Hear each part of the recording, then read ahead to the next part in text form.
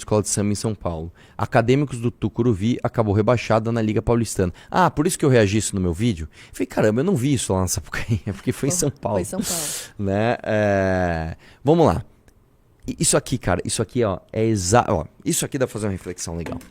Isso aqui é exatamente o problema. Isso aqui é exatamente o problema. Você tem um país que tem uma festa tradicional.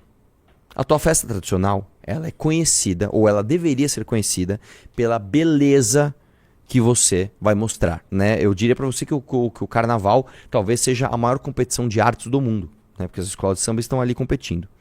Então, beleza, você tem ali um momento onde o mundo inteiro vai olhar pra você. Tanto as pessoas que vão vir pra cá pra aproveitar o carnaval, quanto as pessoas que vão ver através da televisão, através das fotos, através da internet. Bom, vou ter os holofotes do mundo para mim. O que eu vou fazer? Já sei. Ô, meu querido! Entra aí. Só dá um oi aqui. Olha quem tá aí, Sávio. Como é que tá? De E aí, mano, beleza? Você tá morenão, maluco? tá Tomou um sol? Trabalhando no carnaval, né, irmão? mano. Não, Vou anunciar. E aí, galera, beleza? Boa tarde pra todo mundo. Vocês estão falando de quê agora? Escola de samba? De mim não, impossível. Eu tô dessa cor, escureci ainda mais, tô trabalhando lá no carnaval, né? Vou anunciar, inclusive, hoje. Me segue aí, @SávioRodriPE, todas as redes sociais, Instagram, YouTube, tudo, beleza? E acompanha a live do Renan hoje, que a gente vai fazer um anúncio aí da minha missão aqui em São Paulo. Tranquilo? Da hora, maluco. Valeu. Que bom que você veio aí. Vamos lá. Voltando ao assunto aqui. Então você tem ali a atenção do mundo pra você, certo? Legal. Vamos fazer o seguinte? Que tal se, diferente do mundo inteiro, diferente dos países que geralmente enaltecem a sua história, enaltecem as grandes figuras, né, que fizeram o seu país ser o que ele é, né? Assim, o exemplo mais comum é um clichê. São os Estados Unidos falando do Lincoln.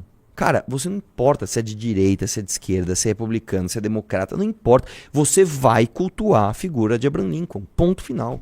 Você vai cultuar, velho. Os pais fundadores. Não interessa se você é de direita, de esquerda. Não interessa, irmão.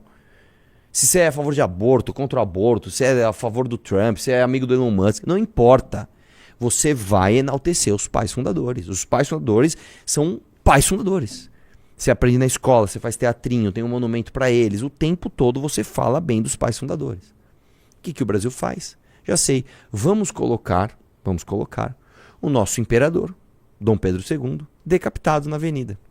E vou te dizer, eu acho bobo você ser liberbobo, né? Porque o Dom Pedro, por algum motivo, né? Ele se tornou... Os monarquistas, tudo bem, né? Porque o monarquista, ele é monarquista.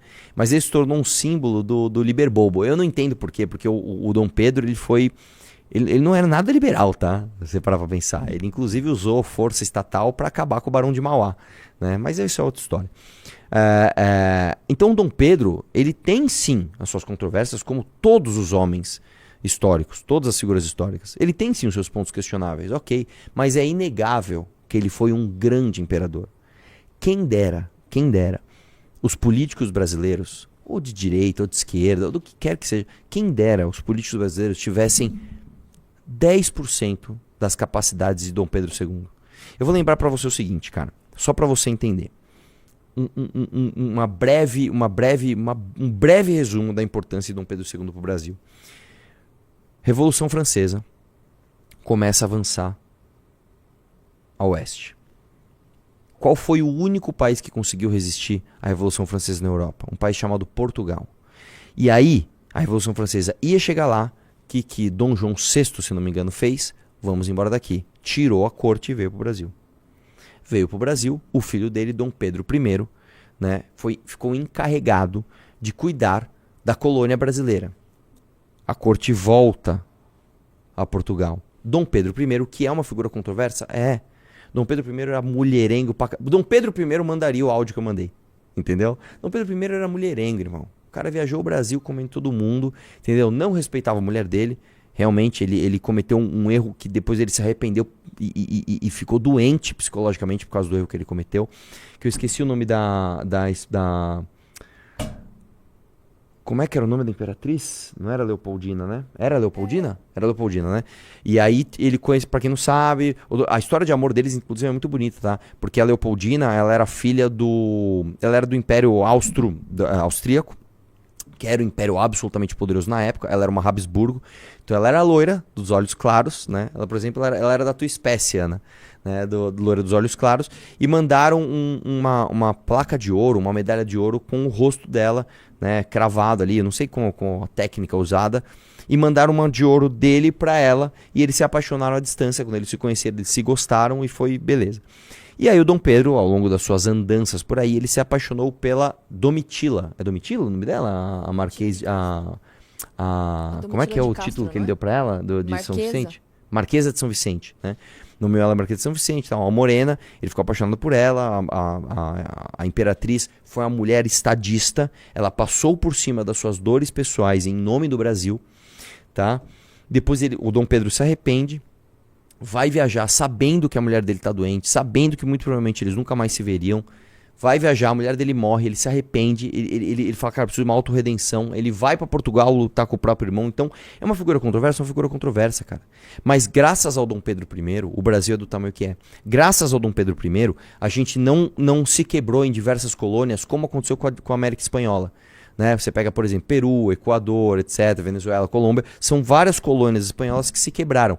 O Brasil se manteve grande. Né? Por que se manteve grande? Muito por conta do trabalho de Dom Pedro I com José Bonifácio de Andrade Silva. É Bonifácio de Andrade Silva o nome dele? Acho que é, né? José Bonifácio de Andrade Silva. Né? Aí olha só, o Dom Pedro I deixa o filho dele aqui, pede perdão por seu amigo, né, José Bonifácio, que eles eram amigos, e aí ele virou um babaca, o Dom Pedro I, na época da Domitila, brigou com ele, se arrependeu, pede desculpa e fala assim, você tem que ser o responsável por tutorar o meu filho, você vai ser o tutor do meu filho. E ele vai embora, e o filho dele é então absolutamente bem instruído pelo José Bonifácio, que inclusive fez com que ele falasse diversas línguas, se estudasse, fosse um homem criado para ser um estadista. E aí eu vou te contar uma outra coisa. O Dom Pedro II, ele precisava se casar, né? Eu não lembro agora o nome da esposa do Dom Pedro II. Esqueci. O fato é que ela era feia. Ela era feia e ele não gostou dela. O Dom Pedro II, diferente do Dom Pedro I, quando ele foi apresentado à sua futura esposa, ele não gostou, ele achou ela feia. E em nome do seu cargo, em nome da história, ele falou, tudo bem, eu vou ficar com ela. Ficou com ela, construiu um império, né? Construiu não, mas ele manteve um império levado a sério pelo resto do mundo, tá? Inclusive eu não lembro agora qual foi o filósofo, posso estar falando besteira, acho que foi Nietzsche, que cruzou com ele num trem e falou, cara, que homem culto. Eu não lembro qual foi o filósofo que cruzou com Dom Pedro II. Dom Pedro II, se não me engano, falava 5 línguas. Era um cara extraordinariamente estratégico. Né? Ganhou a Guerra do Paraguai. Foi o voluntário da pátria número 1. E também tem suas controvérsias. Brigou com o Barão de Mauá. Usou o poder do Estado para quebrar o empresário Barão de Mauá, o empreendedor Barão de Mauá. Tudo bem. Mas foi um cara que, cara, não tem o que dizer. O que eu dizer do cara? Brigou com a igreja, brigou com escravagistas, né? Deixou todo o caminho pronto, né? Junto com Joaquim Nabuco, etc., para que o Brasil não tivesse mais escravidão. Teve a lei assinada pela princesa Isabel para que não teve mais, que filha dele.